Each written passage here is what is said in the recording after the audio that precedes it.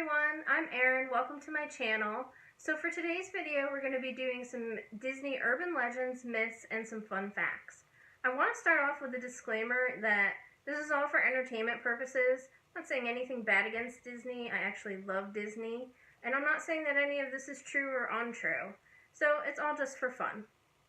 Anyways, like I said, I really enjoy Disney. I've been to Disney World several times. I've actually enjoyed it more as an adult than as a kid, although I only went once when I was a kid, so I guess that's all I can compare that to.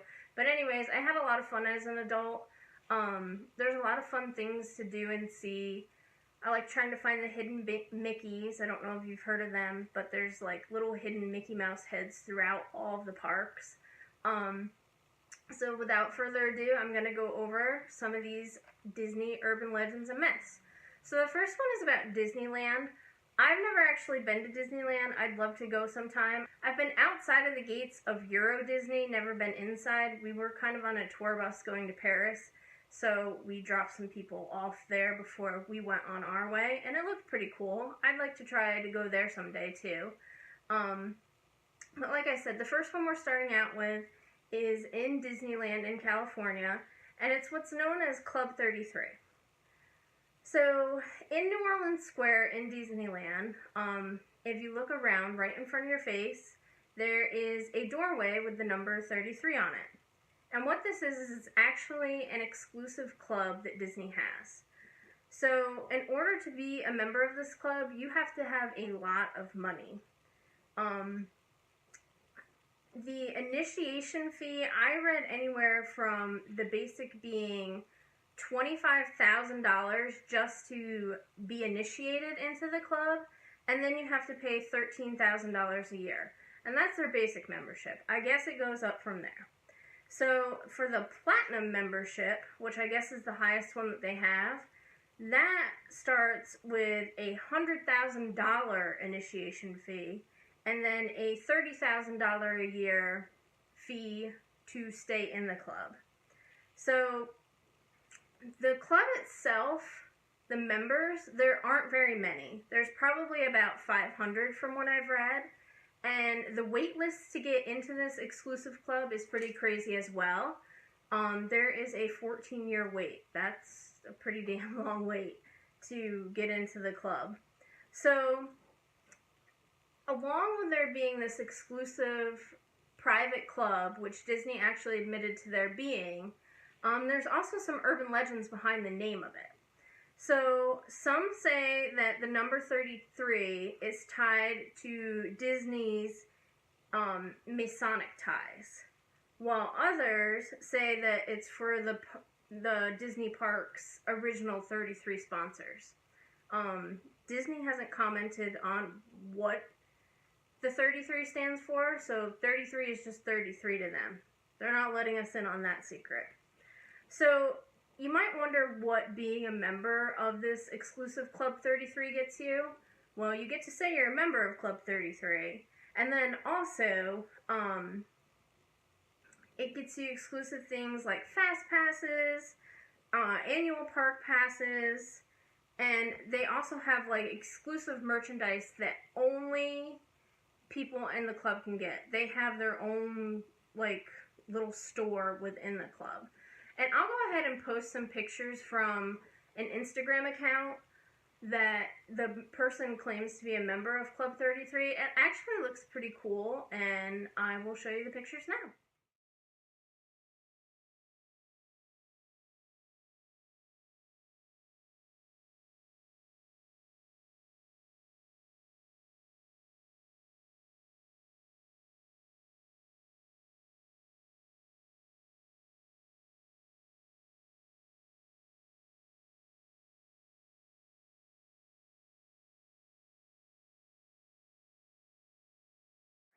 So the next thing I want to talk about is It's a Small World.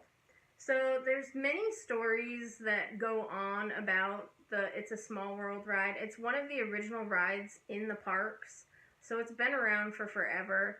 They restore it and revitalize it every once in a while. I remember one time when we went, the ride was shut down because they were redoing it. they add some other things into the ride to bring it more up to date. Like I think that Stitch from Lilo and Stitch is in there, and then they upgrade the dolls and what have you to make them look more current and whatnot. Some of what is said about It's a Small World is that it's haunted.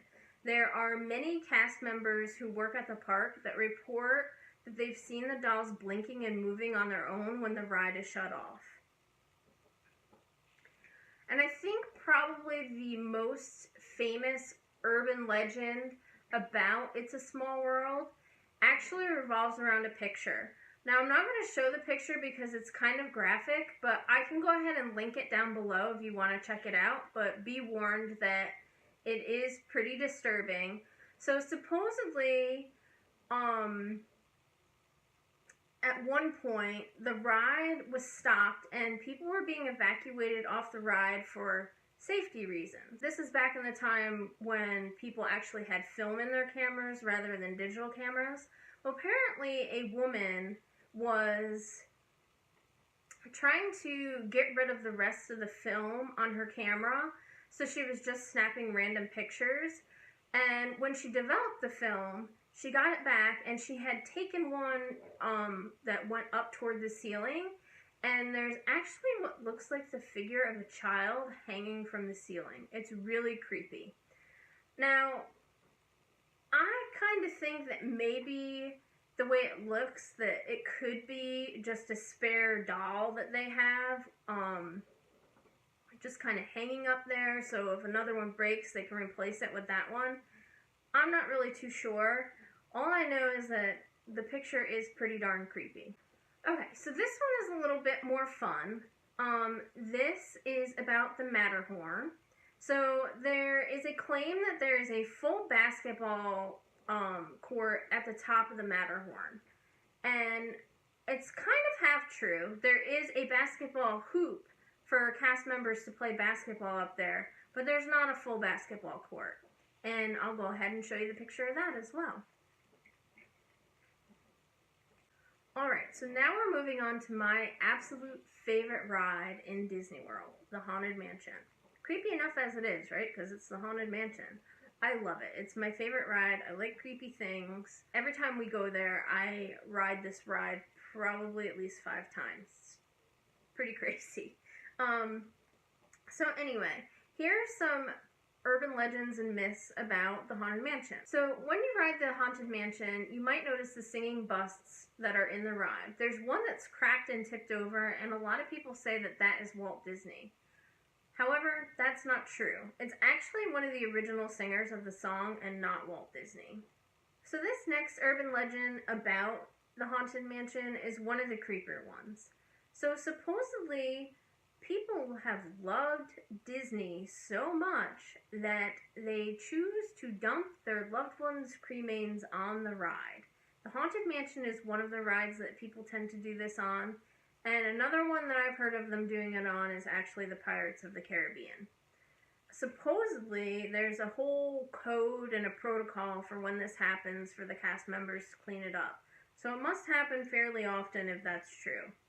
So there's also a story that a woman dumped the cremains of her young son on the Haunted Mansion ride, and now he's said to haunt the Haunted Mansion. Try to say that 3 times fast.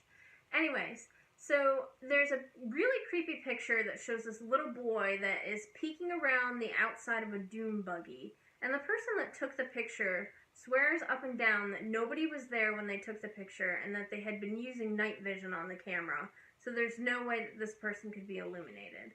And I'll go ahead and show you guys that picture as well.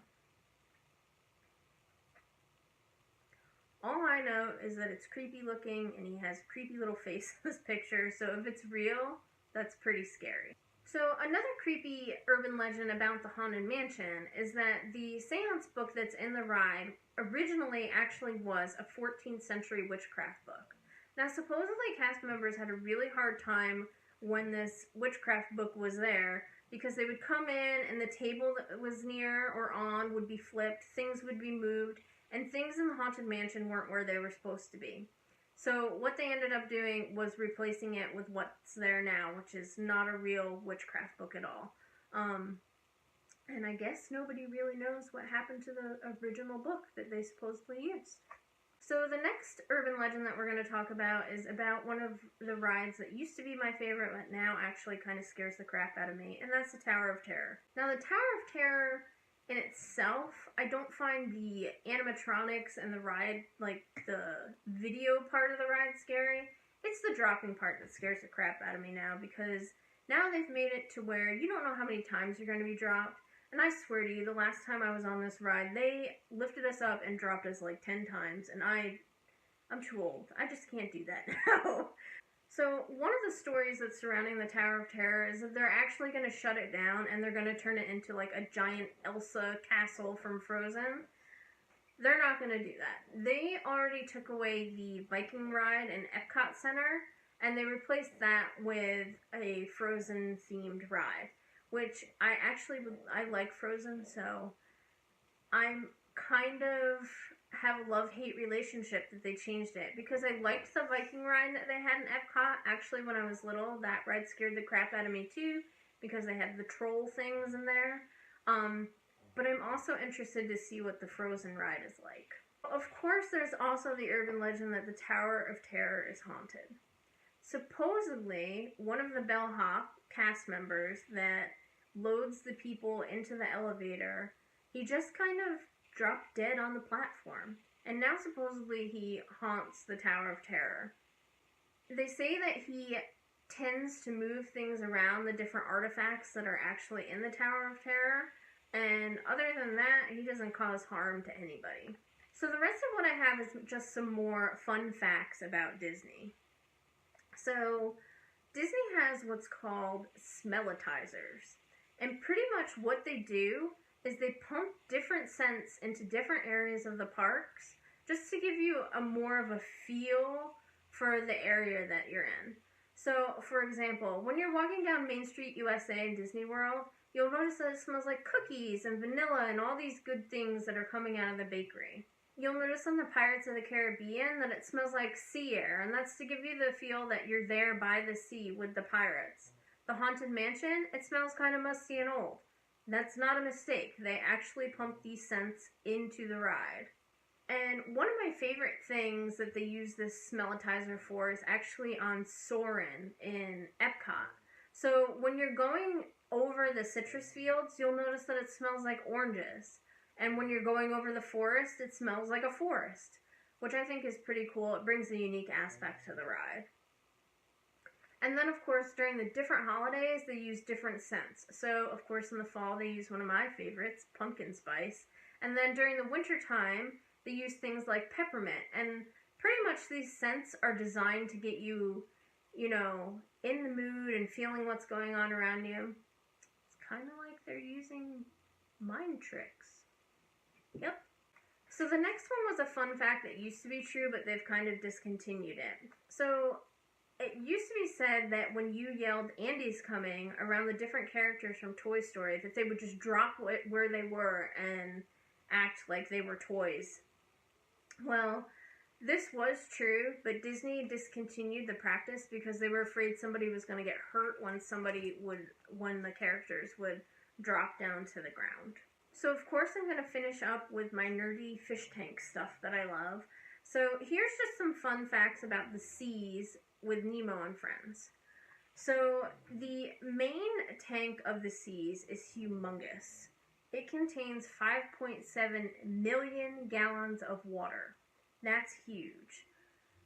Pretty much the sphere from Spaceship Earth in Epcot can fit inside of this fish tank, which is just insane to me. Obviously, since they have such a big tank, they can have a lot of different animals in there. And there's over 6,000 creatures that call it their home. So there's several different shark species that live in the seas, and a lot of people wonder why they don't eat the other fish that are in the tank with them. Well, what Disney does is they actually feed them before the lights come up onto the tanks. So what they'll do is they'll shine a spotlight down into the living seas tank, and what that does is it signals to the sharks that it's their time to eat, and then they'll throw their food into the water. Now, I've been to a local aquarium, and they do pretty much the same thing. They have different areas where they feed the different sharks, and they know when they're being fed. So as long as they're fed and fat and happy, they really don't care about their tank mates that are in there. Sometimes it probably is an oops where they eat another fish. I know that that's happened at our local aquarium before, but for the most part, they only eat when they're fed, and they'd rather go after that where they don't have to make an effort than to chase down another fish that is in the tank with them. Alright guys, well that's it for today. If you liked my video, go ahead and give it a thumbs up. If you want to see more videos like this, go ahead and make a comment down below. I definitely am planning on doing more videos about Disney. There's different Easter eggs and stuff that they have in their movies and such. So I'll be doing a video on that as well. And of course, if you like what you saw, go ahead and hit subscribe so that you will be able to see my videos when they come out. Thanks guys. Have a great day.